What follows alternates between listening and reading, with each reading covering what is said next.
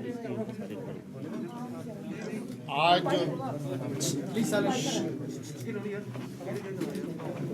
इस press conference में बुनियादी तौर पे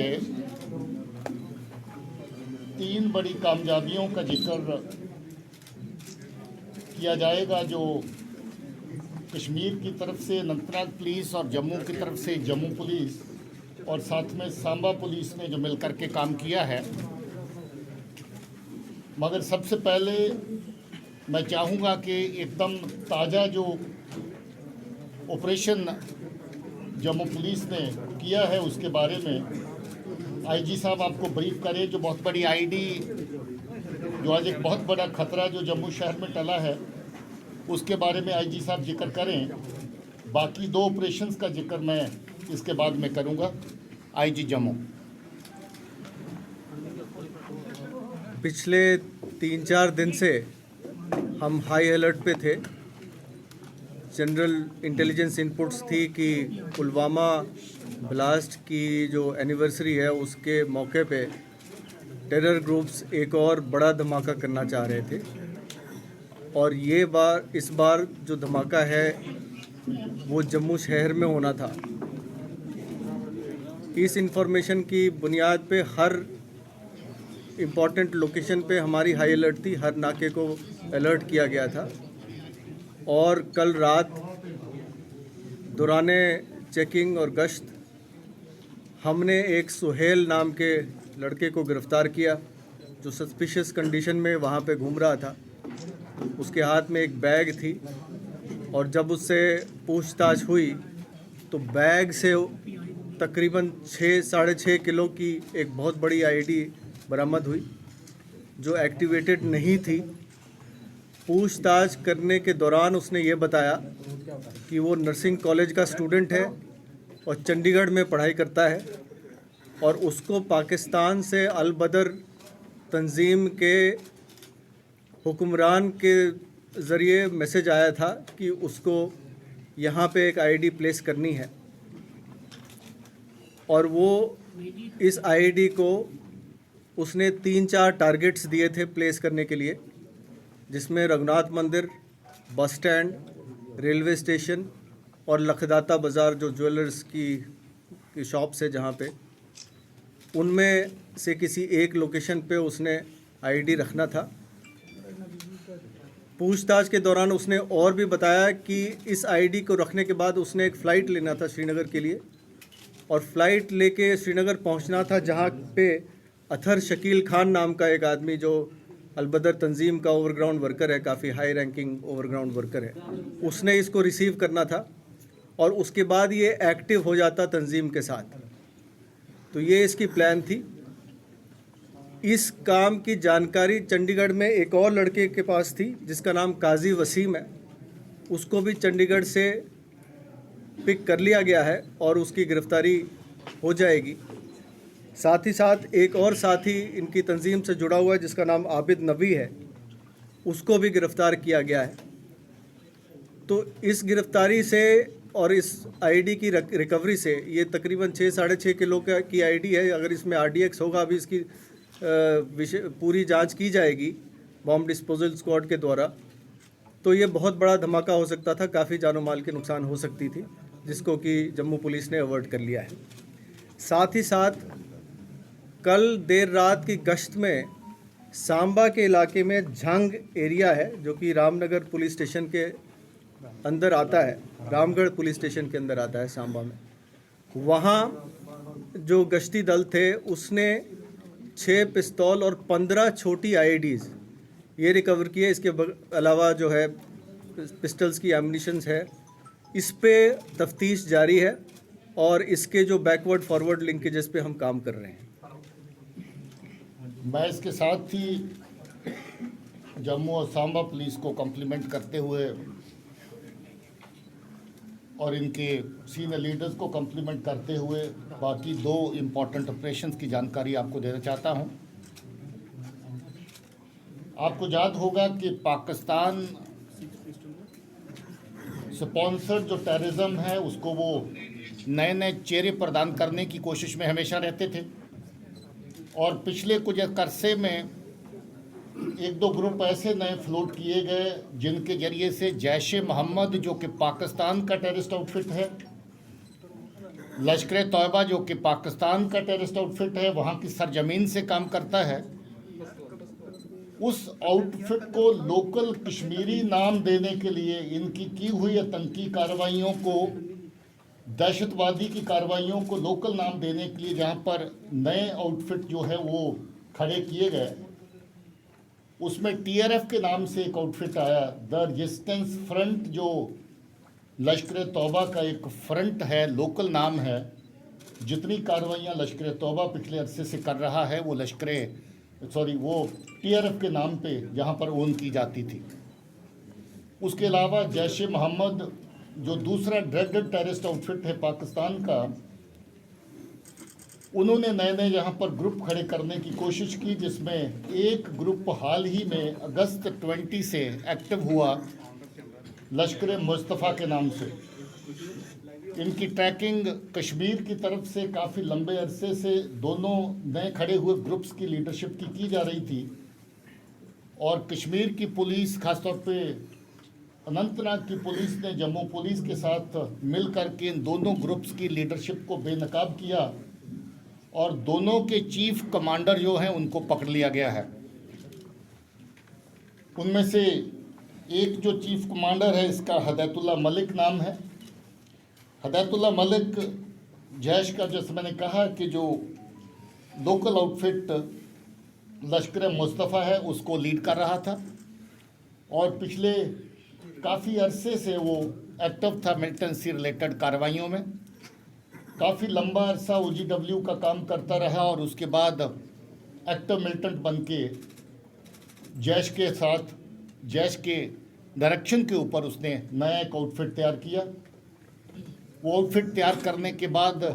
साउथ कश्मीर के एरिया में आतंकी कार्रवाइयाँ अलग अलग तरह की करता रहा, और अभी इस ताक में था कि जम्मू के इस एरिया के अंदर अपना हाइड आउट, अपना अड्डा तैयार किया जाए, ताकि आतंकी कार्रवाइयाँ कश्मीर के साथ साथ जम्मू के एरिया में भी की जा सकें। और उसके अलावा पाकिस्तान से जो हथियार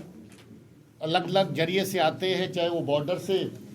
किसी मिलिटेंट्स के थ्रू आएँ, जो टनल्स खोदी गई उसके थ्रू भेजें, जहाँ फिर ड्रोन्स के ज़रिए से जो वेपन फेंके जाते थे उनको रिसीव करने का एक नेटवर्क जहाँ पर बनाया जाए, और फिर उनको ट्रांसपोर्ट करके कश्मीर भी भेजा जाए।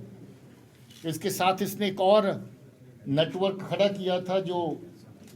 पंजाब के साथ मिलके जो इसके साथी हैं उनके ज़रिए से बिहार से वेपन मंगवाने का नेटवर्क खड़ा किया था, और बिहार से अभी तक 7 से ज़्यादा पिस्टल जो हैं वो लाए जा चुके हैं, और अलग अलग आतंकी कार्रवाइयों के लिए उनको आगे तकसीम किया गया। उसके अलावा एक नेटवर्क ऐसा भी बनाया जिसमें कुछ लड़के पंजाब में, कश्मीर बेस्ड लड़के जो पंजाब में अलग अलग जगह पे पढ़ते हैं, उनको शामिल किया गया,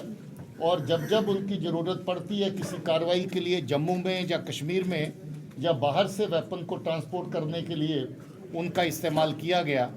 जैसे जो आईडी वाले केस में आपने देखा कि ये भी लड़का पंजाब में पढ़ रहा था, इसके साथी भी एक दो पंजाब में बेस बना के काम कर रहे थे, उन्हीं को इस्तेमाल करके छपरा बिहार से जो 7 पिस्टल लाए गए वो इसमें उसका खुलासा हुआ है। इसके अलावा आपको याद होगा कि 2018 में बहुत सारी आतंकी कार्रवाइयों में जैश ए मोहम्मद शामिल था। बहुत सारे दहशतगर्द पाकिस्तान की तरफ से एक टनल के ज़रिए से जहां पर आते थे, और उस टनल के ज़रिए से जो आतंकी आते थे उनको रिसीव करने के लिए आशिक नेंगरू नाम का एक कश्मीरी दहशतगर्द आता था, ये उसका एसोसिएट रहा।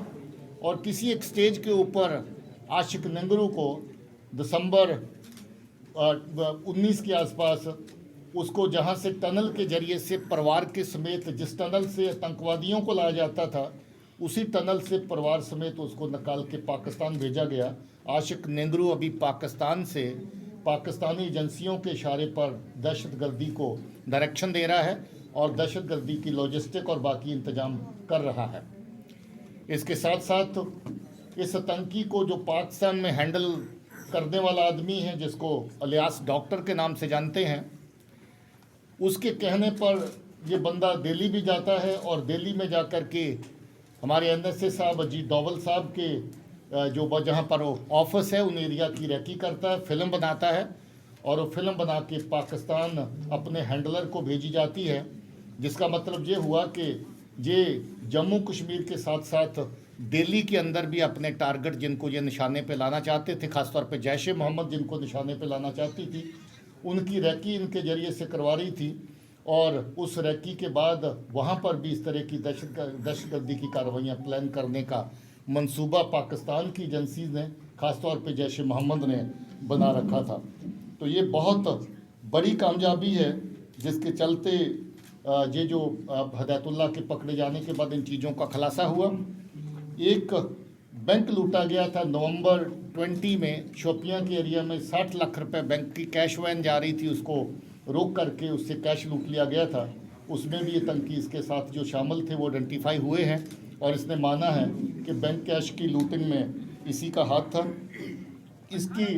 निशानदेही पर अभी तक इसके 4 एसोसिएट पकड़े गए हैं, इसकी वाइफ भी उसमें शामिल है, बाकी टेररिस्ट एसोसिएट भी पकड़े गए हैं और पुलिस की बाकी की कार्रवाई अभी जम्मू कश्मीर में जम्मू ज़िला की पुलिस और अनंतनाग की पुलिस अपने डीआईजी और आईजी की क़यादत में मिलकर के उस पर फर्दर जो इंटेरोगेशन का सिलसिला भी जारी रखा हुआ है। दूसरी बड़ी कामयाबी जो हदायतुल्लाह के अलावा जो 12 और 13 की रात को जो दूसरा आतंकी पकड़ा गया है जिसका नाम जहूर है, जहूर आथर इसका नाम है, इसको खालिद भी कहते हैं और साहिल भी नाम है इसका। लश्कर तौबा की फ्रंट को जो रन कर रहा था टीआरएफ को, ये टीआरएफ का चीफ था। ये भी बहुत लंबा अरसा पहले खुद ओजीडब्ल्यू के खाते में काम करता रहा। इसकी बड़ी बात यह है कि ये बहुत पुराना ट्रेंड मिलिटेंट है। 2002 में ये हिजबुल मुजाहिदीन के साथ काम करता था, जहां से बॉर्डर पार गया था, बॉर्डर पार जाके पाकिस्तान में ट्रेनिंग हासिल करी थी और जब वापस लौट के आया था तो 5 फॉरेन टेररिस्ट रजौरी के रूट से लेकर के जो वापस आया था। उसके बाद ये लगभग 5 साल एक्टिव रहा और 2006 में इसने सरेंडर कर दिया था और सरेंडर करने के बाद ये आराम से बैठा था, मगर इसकी एक्टिवेशन 2019 के अंदर दोबारा होगी और 2019 के अंदर जो इसके हैंडलर पाकिस्तान में बैठे जो जानते थे इसका पोटेंशियल क्या है, उन्होंने इसको नया आउटफिट जो बनाया टीआरएफ, उसकी जो कमांड उसके हाथ में दी और टीआरएफ के चीफ का भी ये काम कर रहा था, कश्मीर के अंदर पैदा कर दिया, जिसमें से 8 लोगों की पहचान अभी तक हो चुकी है। उसमें से कुछ लोग पकड़े जा रहे हैं, उनकी इंटरोगेशन कश्मीर वाली साइड पे शुरू हो चुकी है। और ये जब पकड़ा गया, क्योंकि इसको सरेंडर मिलिटेंट होने के नाते इसके ऊपर कोई शक नहीं था, इसकी जो अभी तक की जो इन्वॉल्वमेंट सामने आई है, कुलगाम में 3 बीजेपी के जो एक्टिविस्ट हैं उनको मारा गया था, उसमें इसकी शमूलियत थी, जो खुद उसमें शामिल था। उसके अलावा कुकरनाग के एरिया में पुलिस के एक जवान को हलाक किया गया था, उसमें भी ये शामिल था। इसकी पूछताछ अभी काफ़ी शिद्दत से जारी है और मैं ये समझता हूँ कि जिस लेवल पे ये ऑपरेट कर रहा था, इसकी काफ़ी सारी और आतंकी गतिविधियों का पता इसमें से चलेगा। सो आपके सामने 3 बड़े ऑपरेशंस का खुलासा हुआ, जिसमें जैश ए मोहम्मद का फ्रंट लश्कर मुस्तफ़ा, लश्कर तौबा का front TRF the resistance front और इसके साथ एक और नया आउटफिट जिसको पाकिस्तान फिर से सक्रिय करने की कोशिश में है, जिसको अल बदर कहते हैं। अल बदर का जिसने आईडी जहां पर लाके जम्मू शहर में किसी भीड़ वाले इलाके में लगाने की ताक में थे, उससे पहले ही पुलिस ने उसको पकड़ लिया, जिससे बहुत बड़ा हादसा टल गया। पिछले 2 रोज़ से हम लोग बहुत बड़ी अलर्ट साउंड करके चल रहे हैं, क्योंकि जम्मू कश्मीर में इस बात की अलग अलग एजेंसी से और पुलिस के जरिए से रिपोर्ट आ रही थी कि ये कोई ना कोई बड़ी जो कार्रवाई आज के दिन, पुलवामा के अटैक के दिन, दूसरी एनिवर्सरी के दिन कहीं ना कहीं अंजाम देंगे। मैं मुबारकबाद देता हूँ अपनी पुलिस को और अपने उन सब मेंबर्स को जिन्होंने इन ऑपरेशंस में हिस्सा लिया, बहुत बड़ा हादसा होने से रोका और 2 चीफ कमांडर्स को पकड़ा जिन्होंने बहुत सारी आतंकी कार्रवाइयाँ पहले करी हैं और बहुत सारा नेटवर्क उनका जो है उसको बस्ट किया गया है और ज़्यादा एसोसिएट्स और ज़्यादा उनकी आतंकी कार्रवाइयाँ सामने आने का अनुमान है। बहुत बहुत शुक्रिया।